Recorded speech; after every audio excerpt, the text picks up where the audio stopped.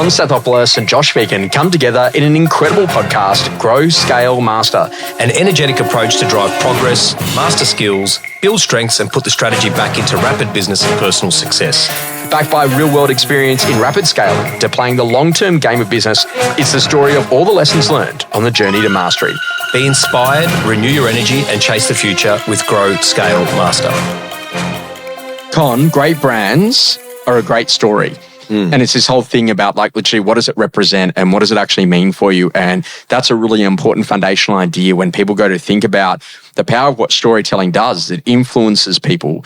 And this is a really interesting part because when you think about a brand story, what does it actually do? And I think about like, you know, are there brands that outside real estate, but more generally, that you feel really connected with, that you feel like that they almost represent you? At a human level or just from a kind of a trust level? Without a doubt. Why are you smiling? Yeah, definitely at a human level because we are going through that experience. No, I know, but what I'm talking about is like I'll only use Colgate toothpaste. Okay, that's a bit extreme. But if I dropped you into a shopping centre, yes, are there particular brands that if I said, okay, sporting shoes, where would you go? Nike. Okay, great. And if I said to you, okay, you need to get a suit, where would you go? I actually don't know. You do know. I do. Peter Jackson. No, I'd go to, where would you go for a suit? You go to MJ Bale. Okay, great. Well, I'd go to David Jones and see what's available on the rack. Correct, yeah. And so what the whole conversation is. I understand now. People understanding brands. I'm a slow learner. And so as an example, there's a suitcase brand, Rimowa, right? Yes. And Rimowa, they do some expensive suitcases. They also do some pretty normal suitcases, which are not the aluminium ones. Yeah. And not a lot of people would know about that. But I will use that particular bag over a Samsonite as an example. Now, arguably, it's about 3 times the price of a Samsonite. Yep. But I get 300 flights out of it. Yep. And a Samsonite I've tried before. You get 80 to 100 max. No, probably 20 to 30, man. Wow. I must have some rough baggage handlers. Yeah. But the interesting thing is that now, whenever I go traveling for work, if I'm in a different city or a different place that I've never been before, and I want to try to find out where the cool stuff might be, I often type in Rimowa, and wherever they are, there's going to be cool shops in that shopping precinct. You told me about this when I went to Japan. Yeah. There you go. Yeah. And so from that point of view, when you start to think about the power of a brand, it's really about connecting with the hearts and minds of the consumers and being able to connect with the hearts and minds of the consumers for both your internal and external customers. Yeah. And so like literally, if I came home and I said, hey, I'm going to go and get a job here at this brand. How does mum or dad feel about that? Can I ask you a question about that then? So let's get it back into real estate space, right? So when we're talking about brand, we're talking about agent brand and the brand that they represent, McGrath, Ray White, LJ Hooker, doesn't matter what it is. It's all wrapped up in the same thing. It is. So it's one persona of a brand is what you're saying, right? Sure. And you know when you would walk into an office and the front reception's amazing, but then as soon as you go past the front reception, they've never spent any time on that. Yep.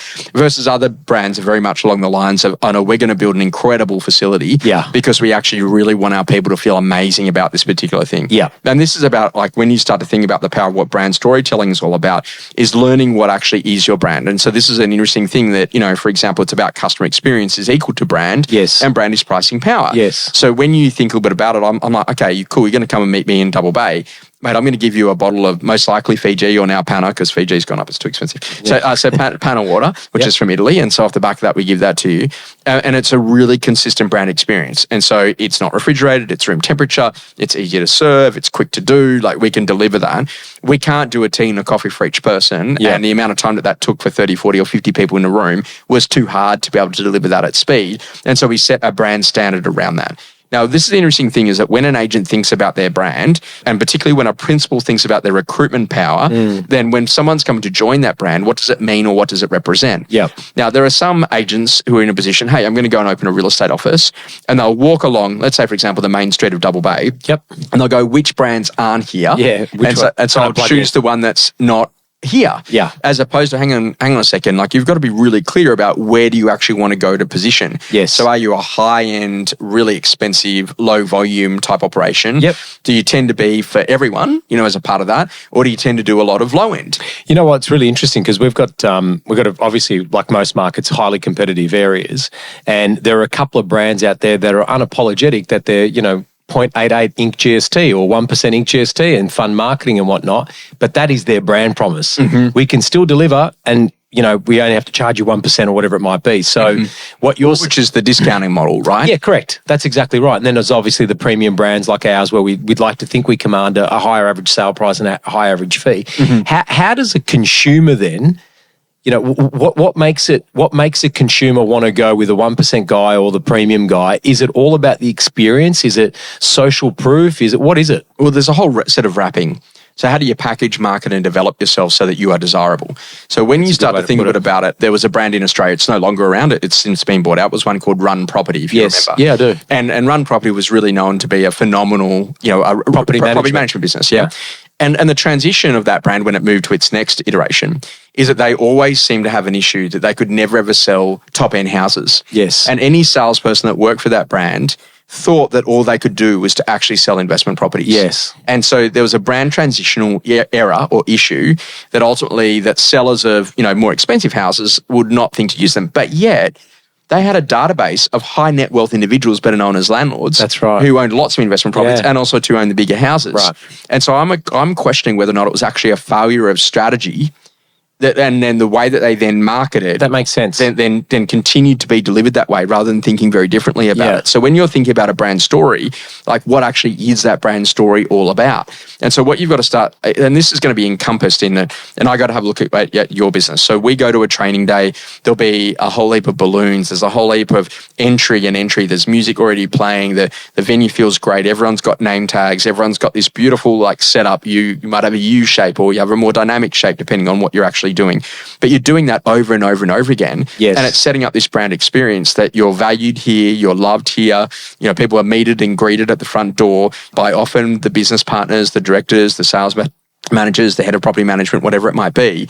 And you're having a proper conversation where people actually really matter. Yeah. Now, in other brands, there's no name tags. No one knows who's who. There's no training. It's really, really hard to actually have a proper conversation with someone. And so there's not that feeling that anyone actually matters. And so what I'm trying to get at is I think that if you're going to build a really good quality brand story, you've got to live out that brand story. Yeah. So I think about the Josh Phegan brand, and it's like, never stop improving. Our whole emphasis is that we wanted to help people to become better than where they are today, and to improve their condition through the quality of the conversations that we might have. Now, that brand story was actually set up to be a timeless brand. We haven't had to change the logo in the course of the last 18 years. We set it up to be the Chanel of what we actually do in marketplace. Right. And it was kind of interesting because our original brand designer at the day said, hey, you've got this particular thing over here and it's all sex and there's no substance in content. And this particular brand over here is like really fully detailed on content, but there's no sex, in terms of the look and feel and the packaging. And so we want to place you in the middle. So accessible and energetic, but at the same time too strategic, like all brought together. Yeah. But when you think about that, that's a timeless design of that black and white logo. And we can change the flavor of the day based on the music that we apply, the video that's in the background, the way the video is shot to shift tonality or to modernize the brand. But yet there's a timeless classic that actually comes with that. Yeah, I totally agree with that. And that story means that you come to a Josh Phegan event, you're going to get a name tag, you're going to get a bottle of water, you're going to get your fruit salad. You get to come to the Blueprint experience. As a part of that, there's a whole range of things that are actually done to make sure that experience is phenomenal. It will always run to time. We will never go over. There's like a whole range of things that then are built into that brand promise. I was going to say, they're your brand promises, right? So then I'm an agent in market. My brand promise is? Well, making sure that you turn up well ahead of time for an open for inspection. All details, including seller disclosures. Making sure that every single property, that you're very, very clear about what actually happens when you make an offer, what actually happens if you head into a multi-offer situation, what actually happens if you're going to be bidding at auction. It's more of a behavioural thing, right? So of course it is. Do I have a price guide? Do I have the comparables on display that, I came up with my price guide? Copy of pest and building reports. Yeah, correct. How easy have I made it? So that's exactly what it is. It's the set of behaviours and actions that you want to tell your marketplace that this is the type. I used to work with an agent 10 years ago in the eastern suburbs, right? And he used to have his agency agreement on display with the commission whited out. Yeah. And when people would come in, they'd go, "What's the price?" He'd be like, I got 3 to 3 on my agency agreement. Yeah, but what do they really want? 3 to 3. How'd you come up with that? Well, there were the comparables that they signed off on. So That's the price, 3 to 3.3. The reserve, so when they were setting the reserve, guess what the reserve was? Normally 3.3. Sure. Right? And then when it came to auction day, he would do the registrations and he'd register them and just go, hey, Josh, good to see you back again. Just so you know, the reserve's 3.3. Hey, Con, good to see you back. Just so you know, the reserve's 3.3. Guess what the opening bid was? 3.3. There you go. Can't make it any easier. So his brand promise was, I'm completely and radically transparent and I'm going to tell the truth, the whole truth, and nothing but the truth 100% of the time. So you've worked with them and you've seen them with Compass as an example in America. Yeah. And they have probably the best purpose statement, I think, inside the residential real estate industry about, help people find their place in the world. Correct. And whether or not you're a receptionist, a salesperson, a property manager, whether or not you're a tenant, whether or not you're an owner, whether or not you're a seller, like it absolutely works. And when you think about that promise, that's really like right up there with purpose, that it's actually on a much higher level. And then the delivery of that is in the day-to-day standards of what it is that we do. Yeah. So like everything is beautifully designed except for your price reduction form. And it's just like, and so your internal stationery and your electronic delivery of those tools and the speed at which people can do it in a mobile world. It's all of it, isn't it, Josh? It's you as well at a human level. It's like, do you shave every day? If you shave every day, then shave every day. If you wear a tie every day, wear a tie every day, right? It's so interesting. We've got our vision for our business is to create the best place for people to change their lives. Yeah. Because we're heavy on our internal customers. Our purpose or our mission for the external community, buyers, sellers, landlords, and tenants, is to make a dream come true every hour.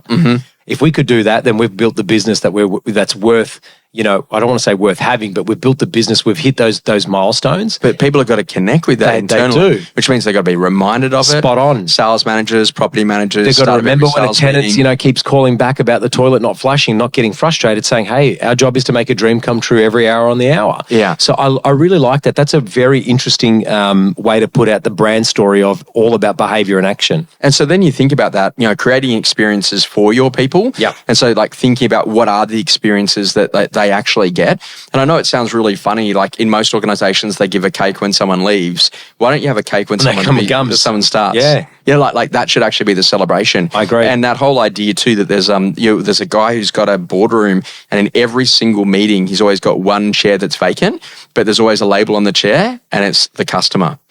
So everything that you say, he sits on the other side so he can see from the customer's perspective. But I want you to think how the customer feel about what you're saying. I like that. And so that then people are 100% customer centric, that when it comes to how we do a price reduction or some of the more I guess like sticky bits. It's so funny. I'm just thinking now as you're talking, like I inquired on a commercial building, right? And the response that I got was 6M for the price guide. Yes.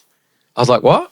Like you've got my name, you got my mobile number, you got my email address, and all I get is a 6M. Yes. So for me, that just shows that you've got no process, no systems, no care, lack of attention to detail, and you actually can't be bothered. Yes. Isn't that interesting? Or that you're the 6th M in the James Bond series. But and that whole conversation is that you got to start to think differently about what actually is your brand promise, what do you actually stand for, what don't you stand for, how does that work? Yeah.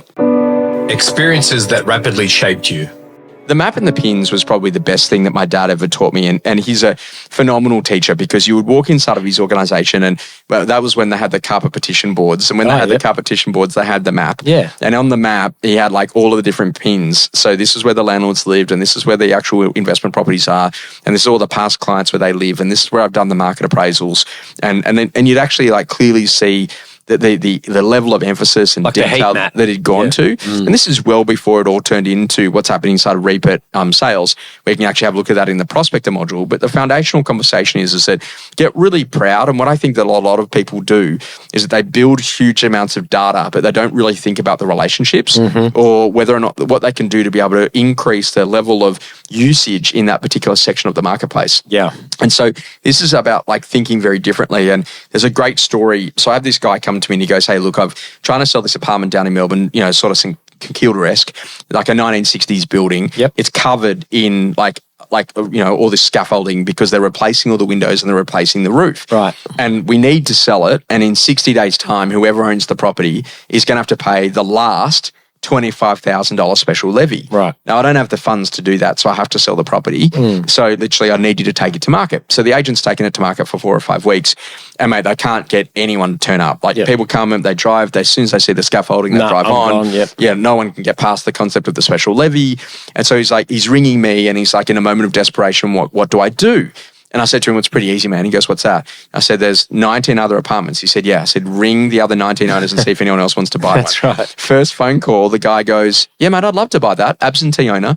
Didn't know it was on the market. Didn't know the scaffolding. Wasn't looking on the web. Oh, no, knows about the scaffolding because it's paying special levy, but wasn't looking on the major websites. Then it says, yeah, mate, I'd love to buy it, pays full price. There you go. And so this is where I'm like thinking about, like, it's not just a pin on a map, it's a relationship on a map. And how does that relationship have other relationships on that map that allow you to be more potent inside of your core market area? One idea that's rapidly shaping me, there's a really cool Simon Sinek video that's one of our PM team leaders shared with us the other day. And it was literally what we're talking about, the power of storytelling. Yes. And Simon, if you Google it, it's excellent. It's like 3 minutes. He was talking about how he wanted to get on an earlier flight. And when he called, he looked if there was availability for that day, and there was, and he called the airline and they just said no. The computer said no, the ticket that you bought, that class, no. And he goes, now I hate that airline. Mm-hmm. He goes, imagine if they had, when I had called through and said, look, I want to get home to my family. Is there any chance I can get on this flight? I've seen it's available. And he said, he kind of role played it out. Imagine the operator saying, I'm going to try and get you home to your family tonight, Simon. So let me see what I can do.